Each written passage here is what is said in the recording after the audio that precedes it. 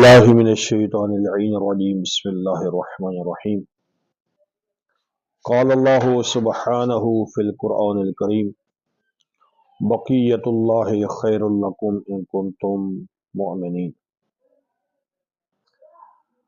اللہ تعالیٰ ارشاد فرماتا ہے کہ کچھ خالق کائنات کے باقیات ہیں وہی تمہارے لیے بہتر ہیں۔ انہی باقیات میں سے حضرت امام عصر علیہ السلام، حضرت امام مہدی علیہ السلام ہیں۔ عقیدہ مہدویت ایک متفق علیہ مسئلہ ہے۔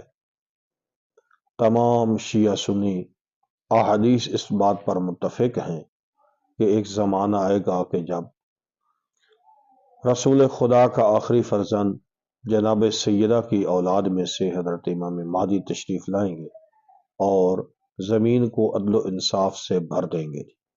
یہ ایک متفق علیہ مسئلہ ہے۔ دیکھنے کے لیے سنن ابن ماجہ دیکھی جا سکتی ہے جس میں متعدد احادیث موجود ہیں۔ علامہ ناصر الدین البانی کی کتاب سلسلہ احادیث صحیحہ جس میں حضرت امام مہدی علیہ السلام کے بارے میں متعدد احادیث موجود ہیں۔ اب یہ سوال ہے کہ حضرت امام حجت علیہ السلام کی ولادت ہو چکی ہے یا ابھی ہونی ہے، یہ ایک مسئلہ ہے۔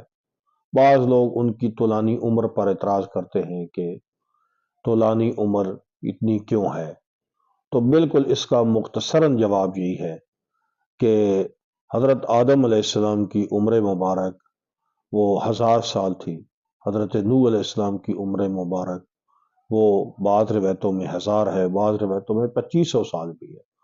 تو جو خدا حضرت آدم اور حضرت نوح کو 1000 سال زندگی دے سکتا ہے کہ کیا وہ خدا حضرت امام حجت علیہ السلام کو 1100 سال زندگی نہیں دے سکتا ہے؟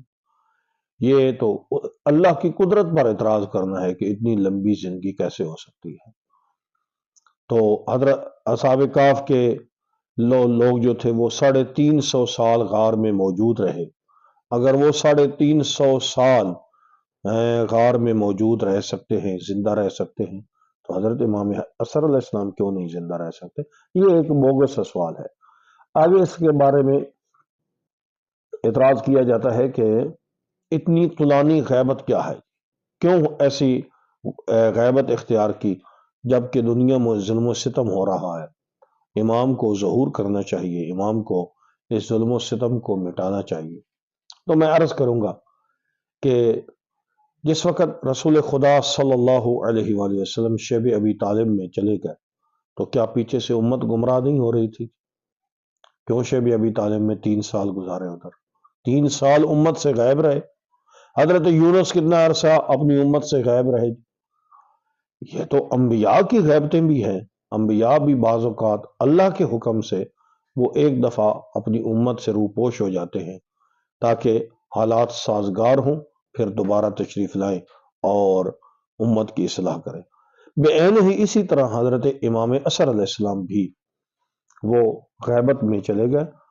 جس وقت حالات سازگار ہوں گے اور خالق کائنات کا حکم ہوگا تو انشاءاللہ یقیناً امام علیہ السلام ظہور فرمائیں گے اور دنیا کو عدل و انصاف سے بھریں گے۔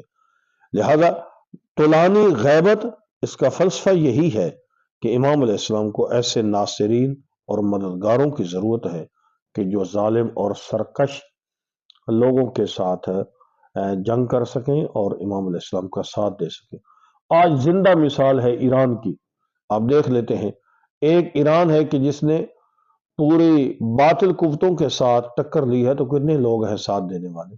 اسی لیے امام علیہ السلام بھی غائب ہیں، کیونکہ امام نے پوری کی پوری باطل قوتوں کے ساتھ ٹکر لینی ہے، تو اس کے لیے کتنے مخلص لوگ ہوں گے کہ جو امام علیہ السلام کا ساتھ دیں گے۔